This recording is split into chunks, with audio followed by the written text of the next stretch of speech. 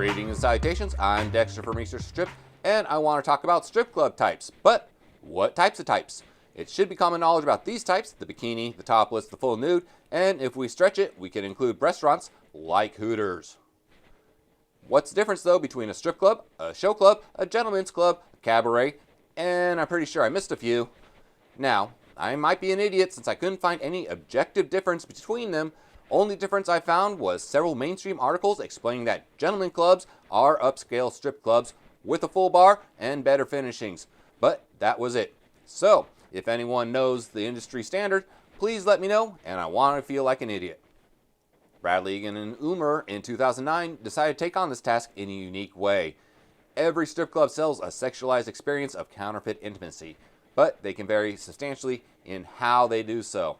In their study, they use processional order approach, or by viewing the clubs as worlds that everyone is engaged in, an organized striving around the selling of sexualized arousal by different means, by both official house rules and by each club's particular culture.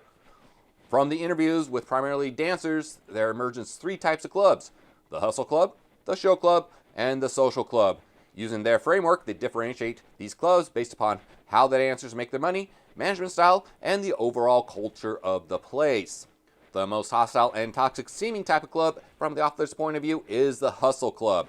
As the name implies, the dancers primarily use the hustle and the con to get the most out of customers, often implying that sexual favors might occur if enough good money is thrown after the bad. The management is implicitly encourages this behavior by not enforcing house rules regarding touching. They are detached in what is going on as long as everyone plays nicely in the public areas. The system is set up to play favorites, either by the management or DJs, regarding stage time, songs, and allowances for activities. The dancers that work in these clubs are the harder variety. Patrons are viewed as chumps, management as unreliable, and other dancers as rivals to be denigrated. There are multiple stages with multiple dancers performing at a time. House fees are higher, or the quotas are more strict because the club has to make money, you know? The turnover rate is high, with dancers being fired on a whim and seems only later to be allowed back to work the next week. Locker room shenanigans are high and usually vindictive. Stolen or damaged items, particularly with the new dancers. Why would anybody want to dance in these hustle clubs? Because the payout is high, which means that it draws dancers that have expensive habits requiring a constant flow of cash. Customers that attend these clubs want the seedier side of the exotic dancing experience, paying more for more allowances in their actions. There are few regulars, if any, at these clubs, as the culture in these clubs is not for the long-term relationship with the patrons.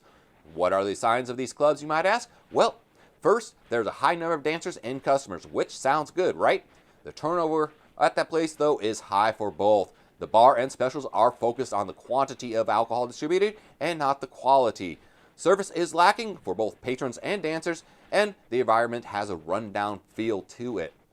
Moving away from the hustle club, we turn to the author's show clubs. Unlike the previous type, the management in show clubs are very hands-on, sometimes to the point of micromanagement. They are highly selective in who dances, varying little in the idealized norms of the dancers' appearances. The dancers are usually scheduled when to work, and there's frequently features at these venues. The management is focused on being high class and catering to business-type men with elevated cover and drink prices. Dancers make their money on stage and in private dances, paying house fees and tip-outs. Their dances are more of a showcase style, usually with set routines that focus on professionalism and skill. Dancers are competitive against one another, but nothing overt is allowed by the management and culture. Money can be good if the dancers survive the vetting process, but they have little investment in the club as everything is so detached and professional. There are rare regulars at these clubs as the culture is more for the entertaining and performance rather than the soft skills of counterfeit intimacy.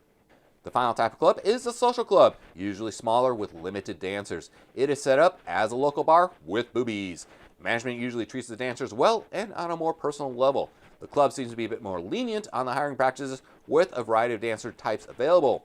Dancers make less at these clubs as the emphasis is on the atmosphere rather than the selling of sexuality. The dancers are more invested in these types of clubs than the others, as are the customers. The clubs usually are in rural areas or in areas that have declined due to loss of jobs. That's a 50,000 foot overview. Let's do a side-by-side comparison.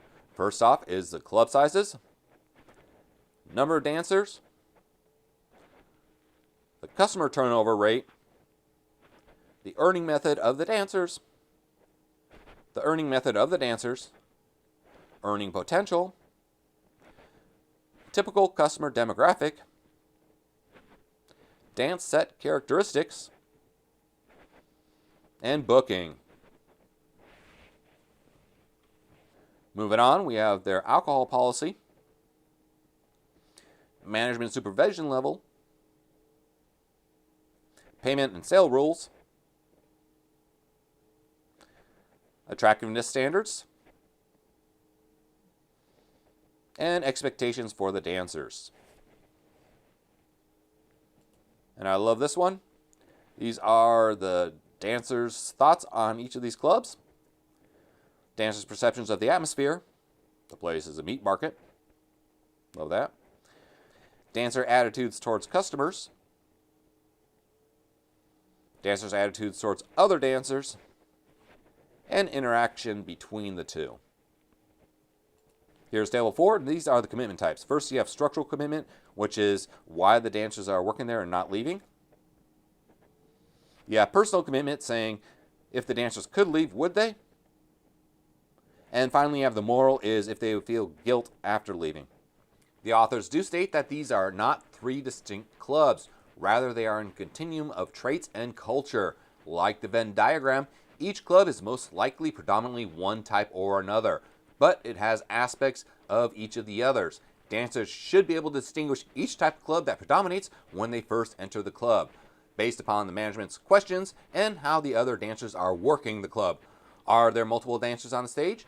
Do they seem attentive to the conversations with the patrons at the tables? Do they seem rather detached?